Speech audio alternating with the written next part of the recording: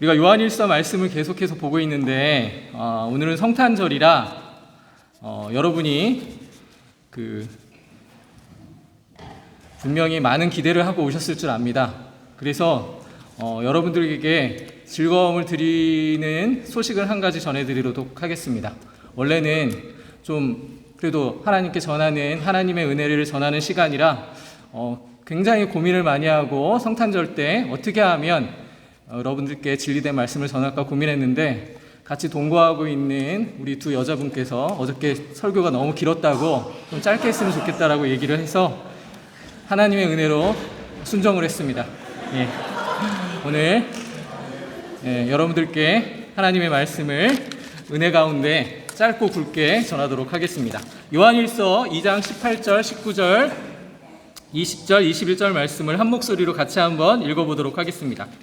아이들아, 지금은 마지막 때라. 적그리스도가 오리라는 말을 너희가 들은 것과 같이 지금도 많은 적그리스도가 일어났으니 그러므로 우리가 마지막 때인 줄 아노라. 그들이 우리에게서 나갔으나 우리에게 속하지 아니하였나니 만일 우리에게 속하였더라면 우리와 함께 거하였으려니와 그들이 나간 것은 다 우리에게 속하지 아니함을 나타내려 함이니라.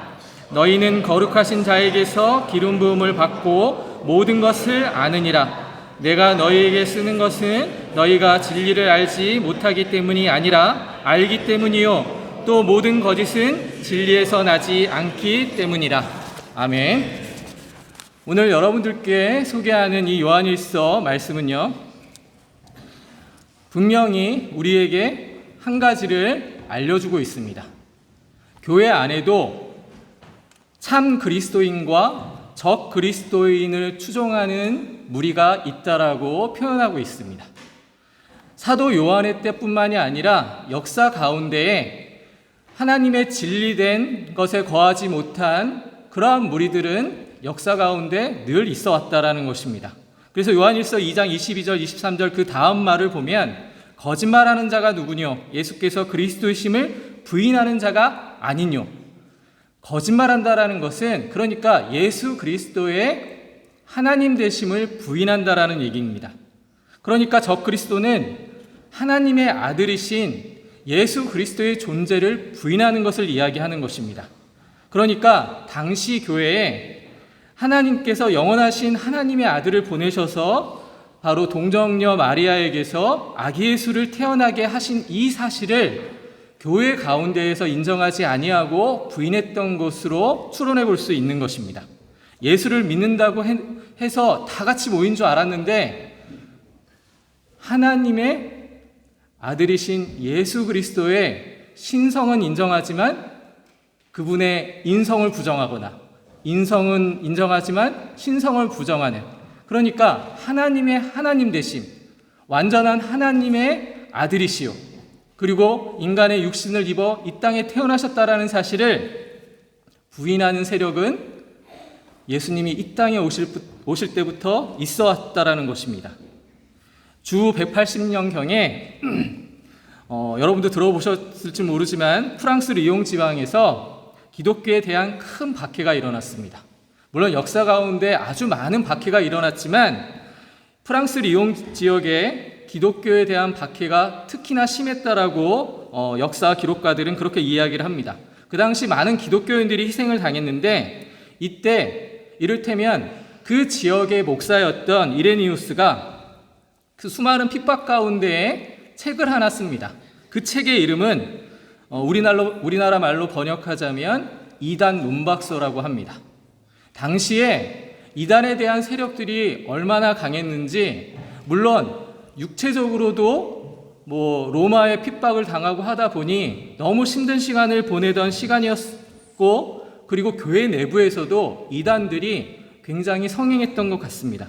그래서 이 이레니우스, 지금으로 얘기하자면 목사라고 할 수 있는데, 이 사람은 어떻게 하면 하나님의 교회의 진리를 지켜나가며 어떻게 하면 하나님의 말씀이 바로 선포되어질 수 있을까 하고 이단에 대해서 아주 많은 연구를 했습니다.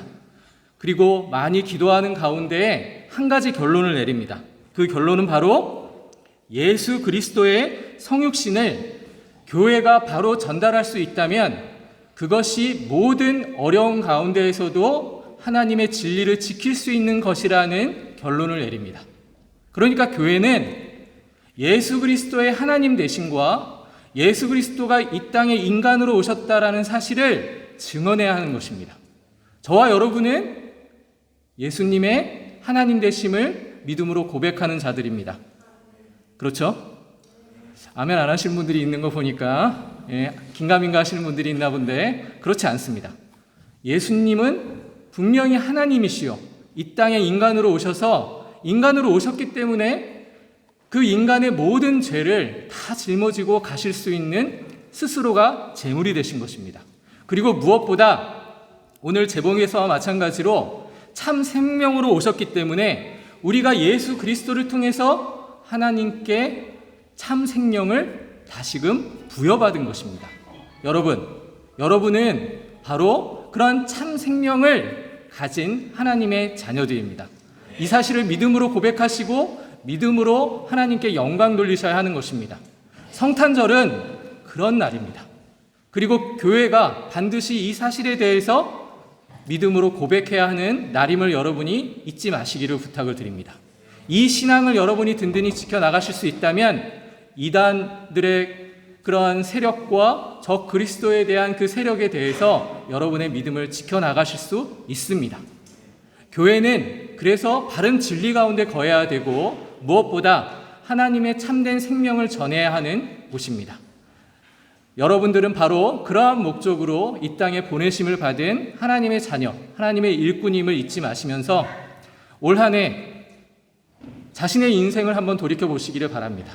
과연 내가 하나님 앞에서 참 생명을 받은 자로서 그렇게 한 해 동안 하나님의 영광을 위해서 살았는지, 오늘 아이들이 첫 번째 나와서 뭐라고 이렇게 고백했습니까? 하나님을 영화롭게 하는 것이 무엇인지에 대해서 이야기했습니다. 그것은 하나님에 대해서 바로 아는 것입니다. 이 사실을 여러분 기억하시면서 항상 믿음으로 그렇게 굳센 결단을 가지고 살아가시는 성도들이 되시기를 간절히 축원합니다. 기도하겠습니다.